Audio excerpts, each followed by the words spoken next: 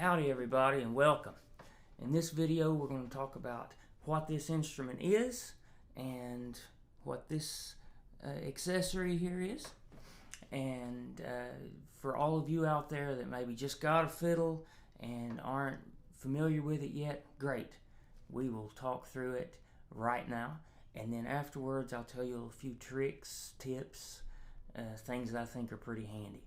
So first of all, big question, is a fiddle and violin the same thing? Yes, they are. Violin, generally speaking, is what people call it when they come from more classical or jazz background. And fiddle is pretty much, generally speaking, what they call it in roots music, Celtic, bluegrass, old time, name your favorite folk roots music, and generally called a fiddle. Country music, fiddle. And a lot of it just comes down to stylistic differences. You know, if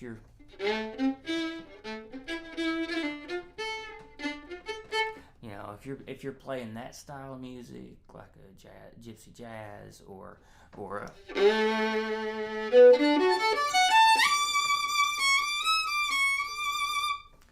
that kind of passionate, beautiful classical violin, then you're a violinist. But if you're more of a or a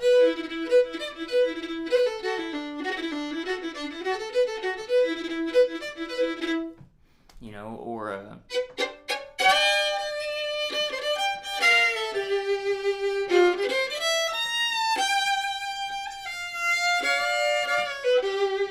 if you're a bluegrasser, you're probably gonna be calling it a fiddle. So, up here at the top, we have the peg box, the scroll, this pretty carved out bit up here, the scroll. We have the peg box with the violin pegs where they go. On most fiddles, this is just held in by wood friction. And, of course, that's where your strings attach. And then they run over top. This is called a nut. Here, this little part here, where the strings first come across, and then they go across what we call the fingerboard, part of the neck of the violin, usually a piece of ebony.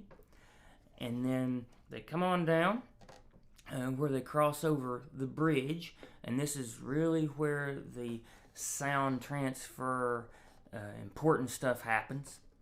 The sound's transferred throughout the whole body, and then when you look inside your fiddle, you'll see a little stick that squeezes in and goes from the top down to the bottom. Now that's not glued in or anything, it can fall out, called a sound post, but it's another thing that helps transfer the sound.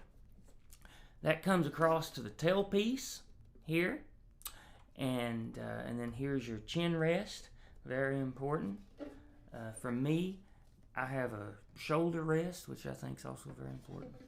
And I have my little tuner here, which is a really lovely, handy thing. And then the bow. So this hair generally comes from horses. There is some synthetic hair out there that's the quality's improving all the time from what I hear, but generally I just use good old-fashioned horse hair. The bow has a tip and a middle, and then this part here is called the frog. Don't know why, but it is.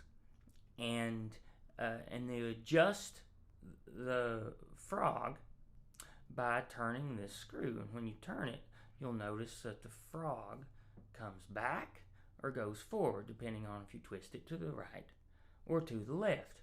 And the reason that is, and if you want to do this, you will not break yours, is because of this mechanism on the inside of the bow.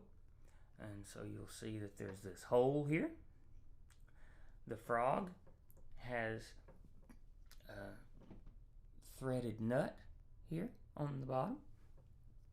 That threaded nut sits down in that hole, and then this pin here, there's a screw part with threads, and that makes contact with the threaded nut on the frog and just lets you tighten up your bow. Very, very simple. Things that I found to be pretty useful. We'll start up here at the top. So if you'll notice, my fiddle does not have what they call fine tuners. Sometimes you'll see them built into a tailpiece, or separate silver ones sitting there, and it's really important because on the higher strings you want to be able to twist just gently and change the pitch just really slightly, and that's hard if you have old or common friction-based tuners, because you twist and it like jumps. And so what has come out, and I think is just a lovely thing, and I get no money from anything, but definitely not sponsorship, but they're called geared pegs. And so these work like, say, a guitar tuner or something like that, that they have gears inside, and so when you twist them, it's no longer working off the wood on ebony on maple friction, but it actually has mechanical gears inside that let you finely adjust the tuning, and it also holds well, because whenever the temperature is up or the humidity's up, or this is wood, and so it contracts, expands, and on cold days you might not even hardly be able to get your peg to stay. So this takes care of those problems, and a luthier can put them in for you if you so choose.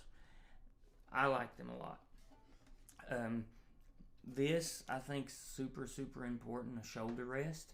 There have been a lot of really phenomenal fiddlers in this world that have not used them, but it's just a better mousetrap, and I found this one. It's a Wolf. I really like it. It's the Forte Secondo shoulder rest. I like it a lot, and it's adjustable too. You can try that. There's tons of shoulder rests, but get one that you're comfortable with, because when you're starting out, it's going to be a lot of staying in one place with your hand, right? But you want to have freedom to move this hand around, because what if you want to go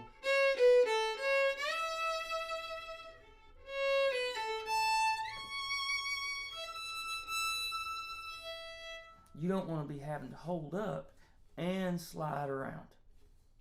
So that's why shoulder rests are so important.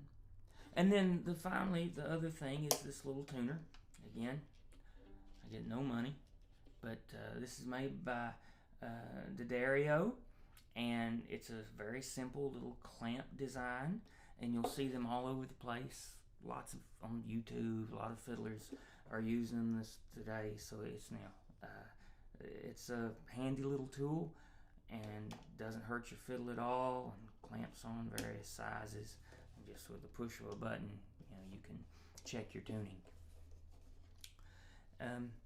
So that's the basics of a fiddle, and keep watching. We'll move on to the bowing and how you can get started making some music on this fiddle/violin. Thanks, everybody.